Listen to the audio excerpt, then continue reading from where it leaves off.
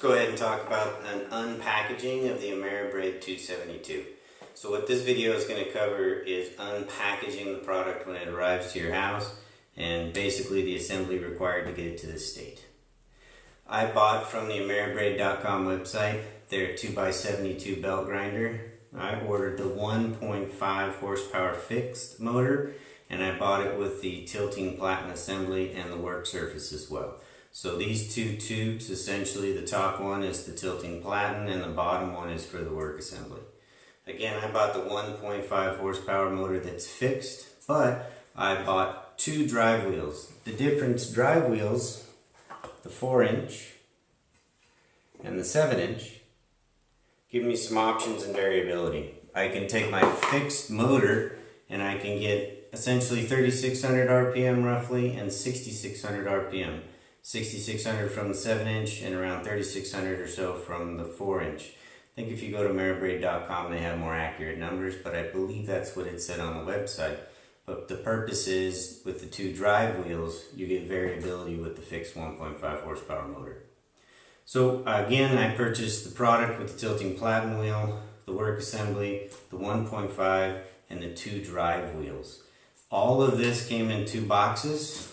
On this side is the motor box. The motor was basically the Lesson American-made motor was put in this box and it came out. Again, it's just a motor wired and it's an encased motor. It's a nice industrial grade motor. That came in one box. The second was this, and that was actually packaged in a crate. And that crate was essentially assembled for two pieces of plywood on opposite sides. It's roughly around 3 feet tall, 2+ feet wide. So on each side of this grinder was two pieces of plywood, and between those pieces of plywood was some 2x2s.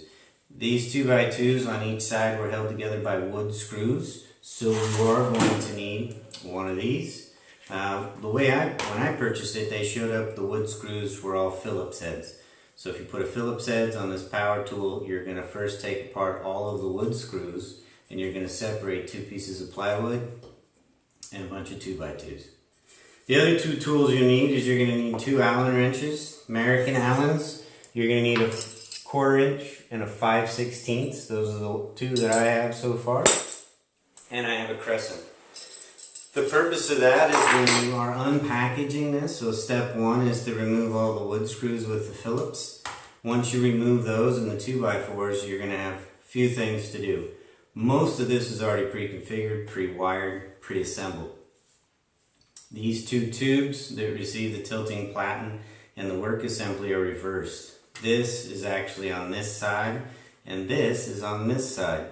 With the work assembly surface, the work surface, there's no assembly required. All you do is pull it out on one side and put it in the other. You will need, for your first tool, the 1/4 inch. I think that's the right one. Yep, the 1/4 inch Allen wrench. You need to do that because to save assembly and packaging, when they put this on this side, it's reversed. So it's facing the other direction. Excuse me. So you'll need to remove these two, reverse it, and screw them back on. So far you've used this for wood screws and this for the tilting platen. Next thing you'll notice is that once you get everything done and you've pulled these out, that the base is actually screwed into some 2x2s. And those 2x2s are at the base of the unit. They actually have some nuts and bolts holding those together.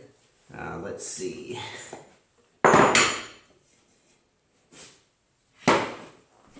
So these 2x4s like this, as you see the holes, there's two of these on this side, which is a plate of metal down here at the bottom that these essentially are mounted to, where the crate has been screwed to the sides. So with the crescent wrench, you can loosen the nut, finger thread them out, pop them out, and you're good to go. And you can also reuse those bolts and nuts when you mount them to your workbench. So hold on to those. Next, you'll notice that you have the motor mount assembly.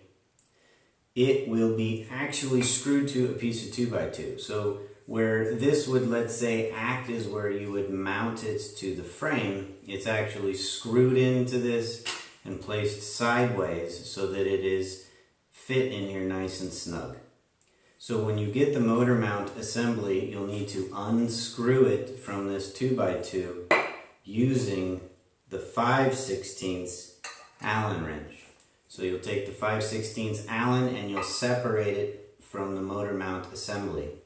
You'll then take the motor mount assembly with your 5/16 and you'll have 2 Allens here and 1 Allen here.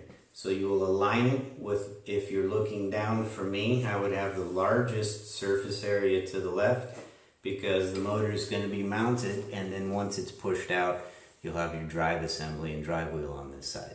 Now again, the 1.5 horsepower motor had a 7/8 inch drive shaft.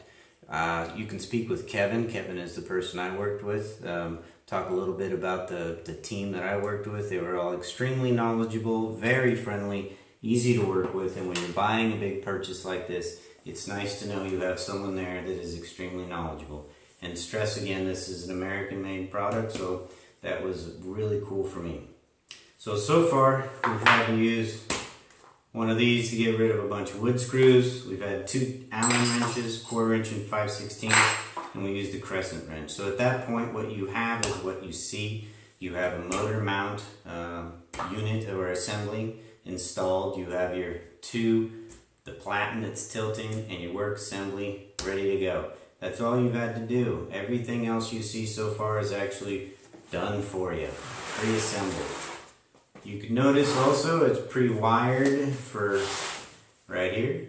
So everything that you need for the assembly to be wired, it's plug and play. You have a nice start button and a very secure access safety stop.